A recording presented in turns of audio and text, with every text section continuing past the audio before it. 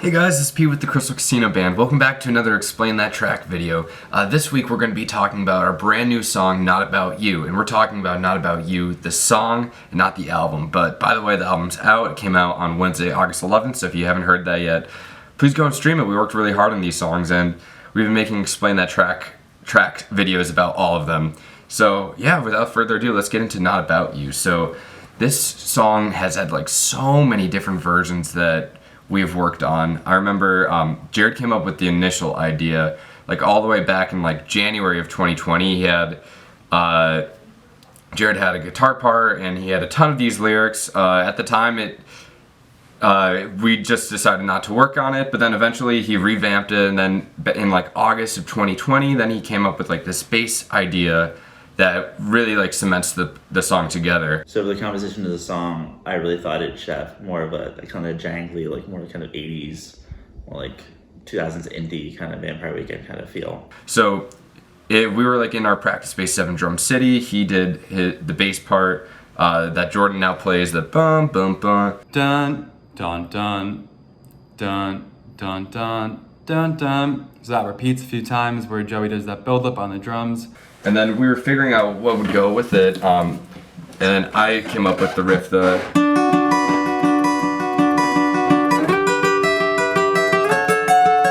and that's literally all we had for like a few months, basically, just like the initial first part of the song. And then from there, he had so much lyrics to work with that he sent them to me.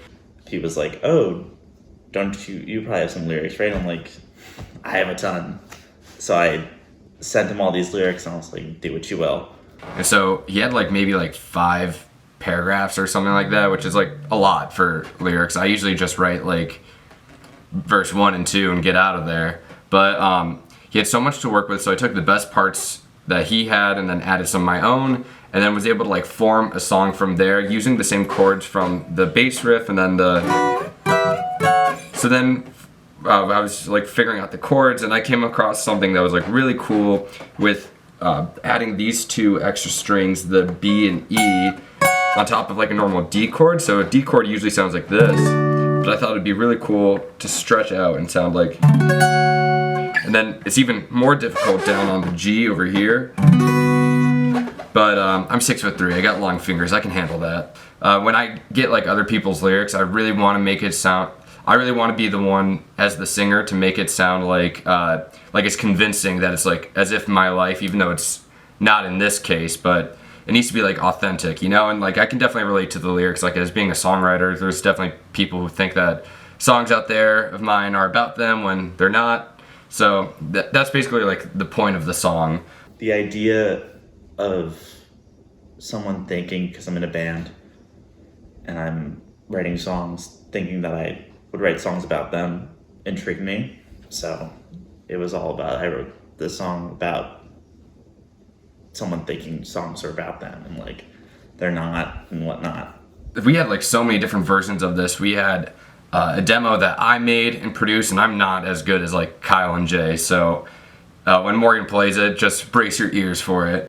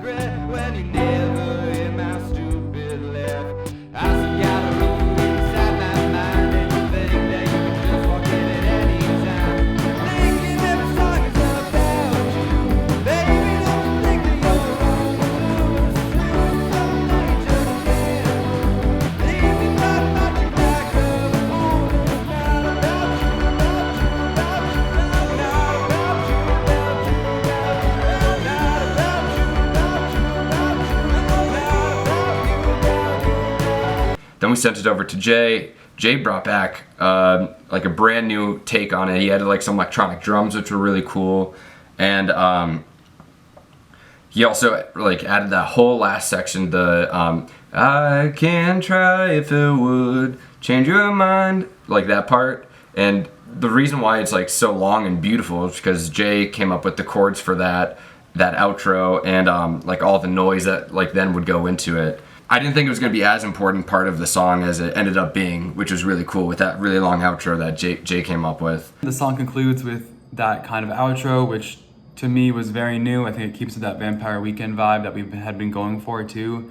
Jay introduced us to that outro, and I think we were really excited about it because we don't really do outros that much. And it was just really good. I don't know how to explain it. It really changes the whole feel of the song, that really brings you through like this like punk rock thing into like just breaks again into something that's like really melodic and kind of aesthetic and atmospheric too, with a lot of synthesizers in the background as well. And then we went into the studio, into Kyle's basement. My favorite thing to do was playing the synth line in the very beginning of the song. Kyle has like all these crazy keyboards that I've just like never heard of in my life. Like all I got is all the way back here. I'm gonna grab it. I just got this thing, but he has like super fancy and expensive like analog synths. I don't even know what analog really means. Playing around with the synth line and getting that sound was really cool. I really enjoyed that a lot. There's also like this like unique dialogue where a lot's going on back and forth between these different parts, and it just kind of breaks all together into that first verse that Pete sings really well. It's kind of cheeky lyrics, a little bit bratty too in his delivery of it, I think, and just kind of speaks to the title of the song, Not About You. You know, thinking every song is about you. A modern You're So Vain by Carly Simon, I guess you could say. I think it's a pretty standard bass line for me. It just kind of keeps up with the different paces that the song is going through, as it kind of chugs along and, you know, slows down during the verses and then speeds up into the chorus, you know, where it's kind of like that beach rock, surf rock vibe. That's sort of an interesting, you know, bass pattern. And my first thought was to like play really fast on the hi-hats and try and keep up with that bass pattern on the bass drum. And I would say that worked for the most part, for the first, you know, few times we practiced it and ran through it. This song, I remember we had to be very deliberate in how we recorded it. I recorded it, I think I was one of the first ones to do it, and Joey hadn't yet played on it, so I was playing to a metronome as far as I remember, which I think was very necessary because of those different changes that the song goes through. So laying down that foundation was something that was important, I think, as we were recording the song. The second verse of the song has a little bit of a different feel to it, as you can tell.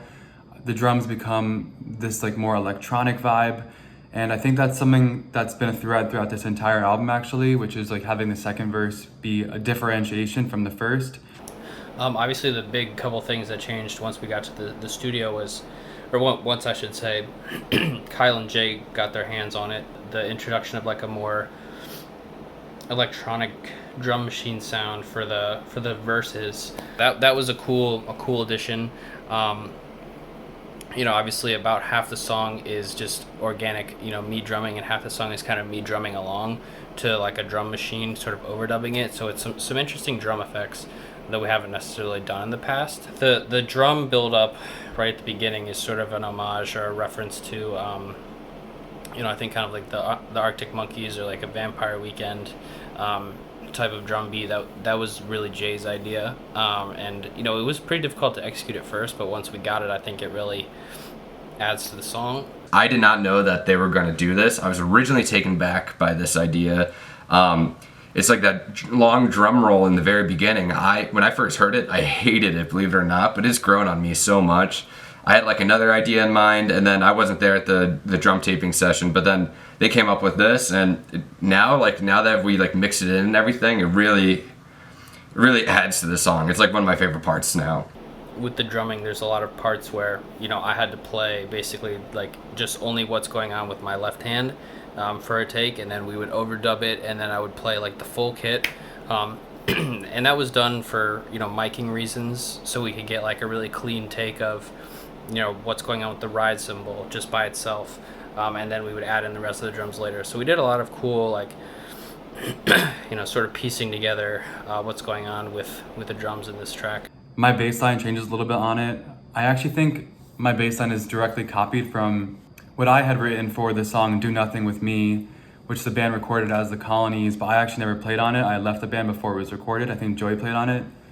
He didn't keep the part that I played live, so I thought that I would recycle it for this one. So just like a little bit of melody underneath the actual melody of the song, that I thought would be work well for how we differentiate the two verses.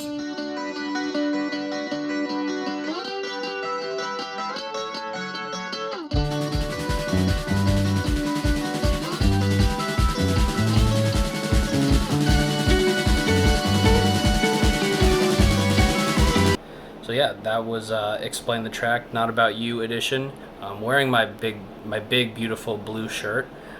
This has been Joey, and this is Explain the Track, explanation of the track, not about you.